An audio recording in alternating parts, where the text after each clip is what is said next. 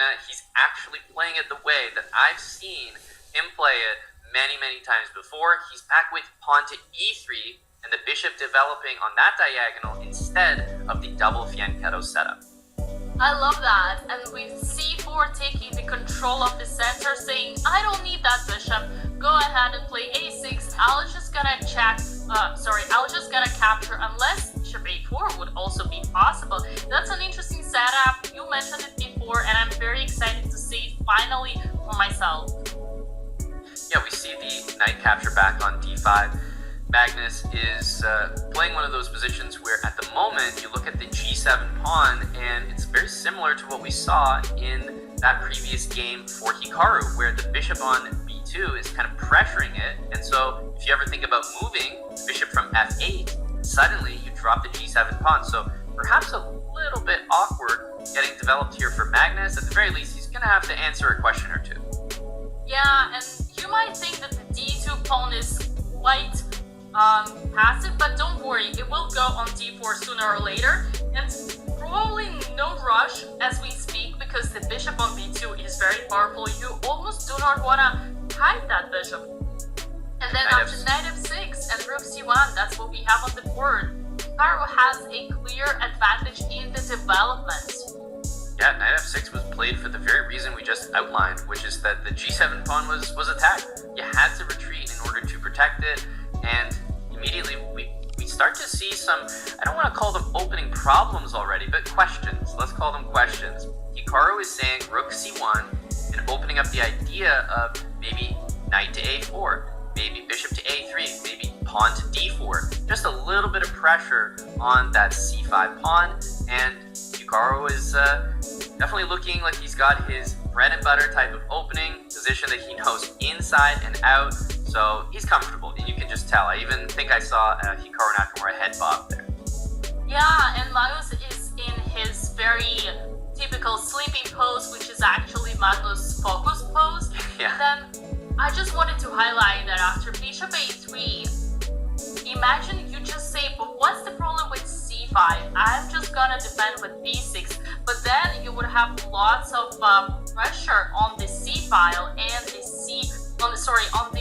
on the c file and the diagonal here with the bishop. So d4 would be in the air and lots of kind of overload. That's how I would call it. And Hikaru Nakamura, he looks to the ceiling. You know, any advice up there that you can try to bring down? You know, all chess players know that look, but Hikaru that means he's definitely calculating, and he's currently visualizing what he's going to do. Knight a4, he does go for this, and the interesting thing about the threats is that Hikaru has to calculate them out, but for Magnus, it's almost easier to defend them because he only has like one move to do it. Like, we know that he's probably going to play b6 here, and I believe he just did.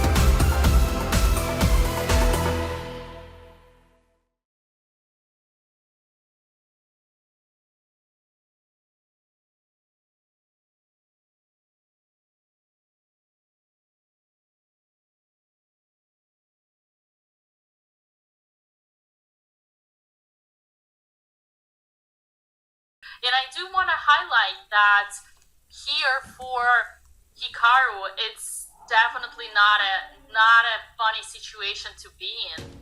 Now hang on a sec, the A pawn is dropping. So the A pawn is about to disappear. The winning chances just changed dramatically, I think, because now if you trade the queens, I'm not sure that this is a win anymore. And don't forget the time, there's no increment on this game. Hikaru is one of the best speed chess players in the world. He could win. Oh no, it looks like Hikaru is back on track with his queen checks and everything and the pass pawn. That's incredible. Yeah, Hikaru just absolutely works some magic there. He is going to most likely make a draw. I still think he has some winning chance. I know it sounds crazy to say, but with no increment chess, the king running away everywhere, there's opportunities. I believe you. And now after queen takes a2 and the queen trade, White is just gonna try to activate their king because White is absolutely not afraid of the queen trade because the king is gonna be faster to this queen side. And the beautiful thing is happening that it is a queen endgame and Black is once again activating the king. As long as Black doesn't blunder m8 oh my god! It's queen trade forced by Hikaru, but that's not the right thing to do. He goes for it. Remember, if he takes on h6, it's going to be a draw, and he's just going to hide his king in the corner. And I believe we're just going to see the draw made here by the players. Yeah, no get into any funny business about flagging.